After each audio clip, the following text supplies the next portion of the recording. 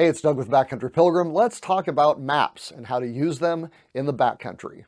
A map is a scaled down drawing of an area from above. In many cases, this is more useful than a photograph because vegetation or structures can actually obscure what you need to know on the ground. And so a map only includes the information that you really need to navigate from one place to another. Now, because maps are two-dimensional representations of a three-dimensional surface, unless they are cut out into strips and put on a globe, there will be distortions that can be very misleading depending on the distances involved and the precision required. And that is why you need to know more about a map than simply what it looks like. You'll usually find a lot of important information about the map you're looking at in the margins of the drawing of the area. First and foremost is the sheet name. What is this a map of? It's sort of like a title for a map. It's usually the first thing on top. However, you'll often see it in the margins and at the bottom in the corner as well. If your map is part of a series, you'll sometimes also see a sheet number, a unit imprint, sometimes a diagram showing the 8 other map sheets that are adjacent to this one, and information about who made the map. Now, if it is part of a series, at the corners, top, bottom, and sides of the map, you should also see the sheet names of the maps that would come next. In other words, if you were to hike off of the map you are looking at, you would look at the margin where you went off the map, and it would tell you the next map to look at so that you know where you would come out. Now, one important thing about map systems is that they all have the same scale. This information is also in the margins of the map, usually graphically depicted as distance in miles, meters, or yards per inch. This allows you to use a ruler or a protractor or many kinds of compasses to get a good idea of how far things are from each other on the map. The scale should show you a 1 to some number ratio. And what that means is that if you have one distance unit of any kind on the map, in reality, it is the other number times bigger. So if you have a map that is, say, 1 to 24,000, then 1 inch on the map equals 24,000 inches in reality. If you can cover the entire map in one step, you should be looking at 24,000 steps to do it in reality, if, of course, you could walk in a perfectly straight line. In addition to the scale, you should also usually see a legend of some kind. This defines various symbols and icons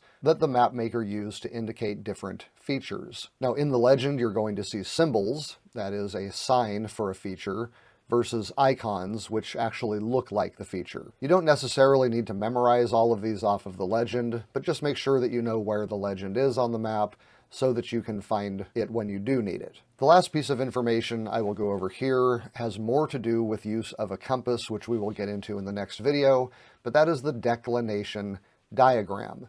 It indicates the direction and relationship of the 3 different norths to the map you are holding, so that you can convert between them. Now, if that last sentence did not make a lot of sense to you, don't worry, we will go more into the 3 norths and what to do with them in the map and compass video. For now, just know that typically the top of the map is north. The bad news is there's more than one north, but the good news is north doesn't really matter a whole lot unless you're navigating with a compass and your map. North isn't terribly important if you are just navigating off of a map and you keep it or your mind oriented to your direction of travel. Orienting means turning your map so that the top of the map is in the direction you are headed. It's a lot like what a GPS does when the map rotates with your car. Now, a good map should have enough detail to help you navigate even if you don't have a compass.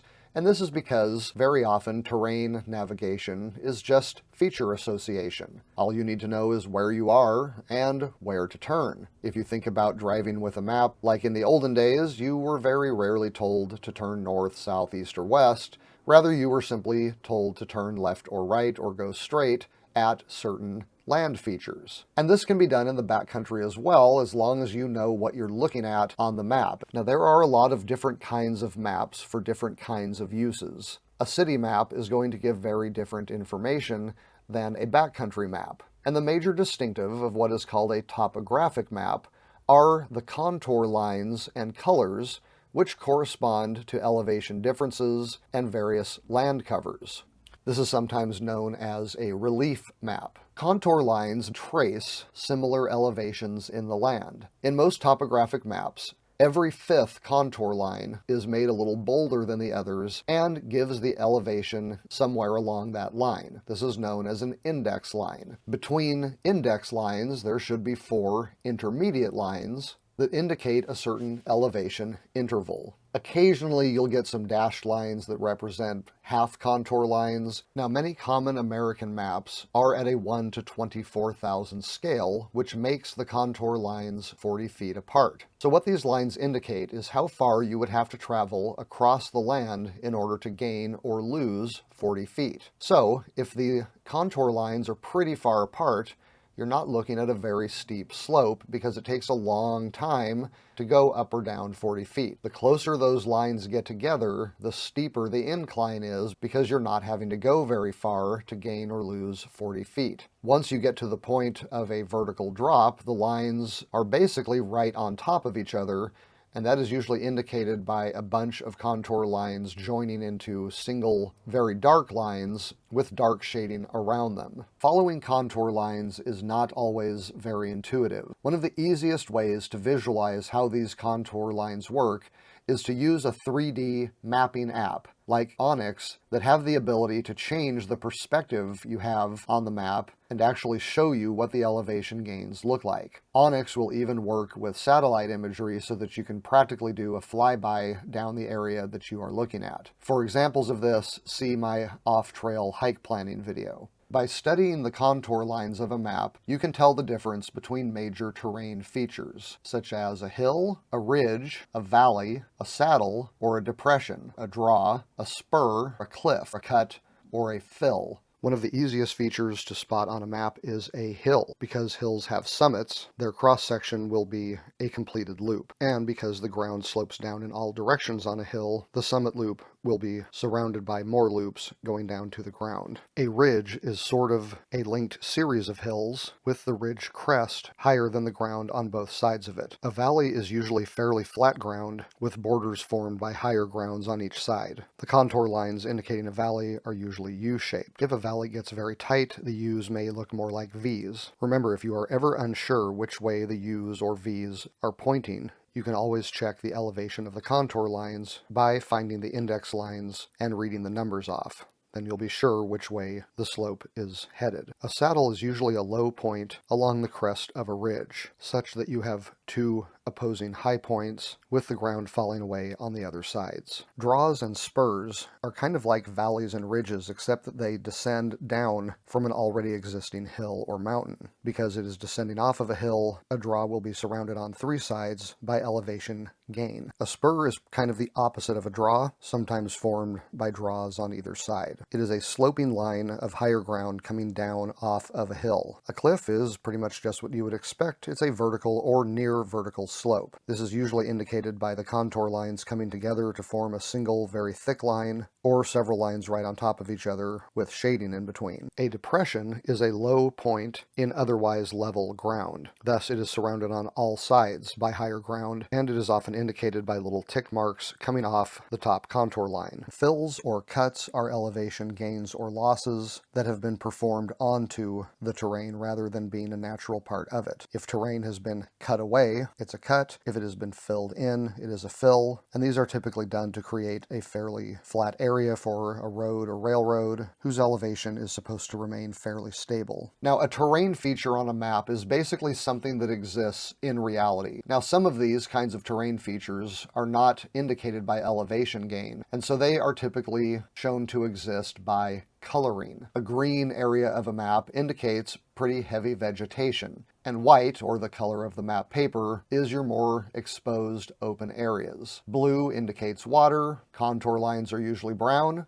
red is usually roads or surveying lines, and black usually indicates some kind of man-made object, like a building or a bridge, and if they are dotted, those are often trails. More intricate maps will combine colors with icons or symbols, and again, that's when you'd want to look at your legend to make sure you're understanding what you're seeing. Now, everything that has been said so far is true of just about any topographic map, going all the way back to the 1800s when they first started being made. Modern maps often include numerous shading and color features with a lot more detail. Different companies are going to make different choices about how to do this, and often their designs will evolve over time. Two of my favorite map-making companies right now are National Geographic and Tom Harrison. National Geographic are usually the most bang for your buck. They are incredibly detailed, very large, and often include quite a bit of typewritten information about the area. Now, these maps can be a little overwhelming for the trail.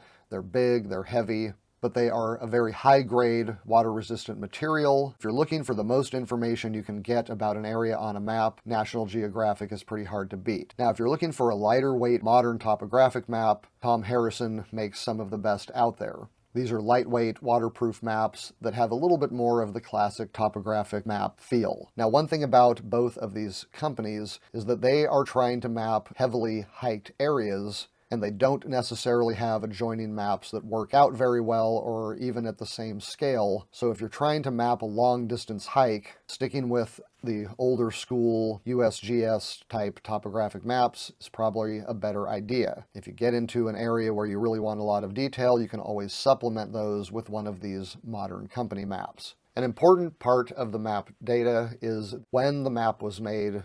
Not only does declination change over time, but actual land features do. I've seen older maps that list a meadow where there is now a reservoir, or that show a series of small lakes that is now a single lake. Obviously, it's always best to use the most up-to-date map. Now, to take the modern map app idea even further, if you use these apps with a phone or other device that include GPS information, things get even more precise. Now you can find yourself on a map if you don't know where you are, and the map can automatically orient on the screen depending on your direction of travel. Of course, you never want to rely 100% on any device. Sometimes these apps glitch, sometimes they don't have the best information, and even if neither of those things ever happen, sooner or later that device is going to run out of power. This is why it is important that you learn how to use a map with a compass, and that is what we will cover in the next video of this series.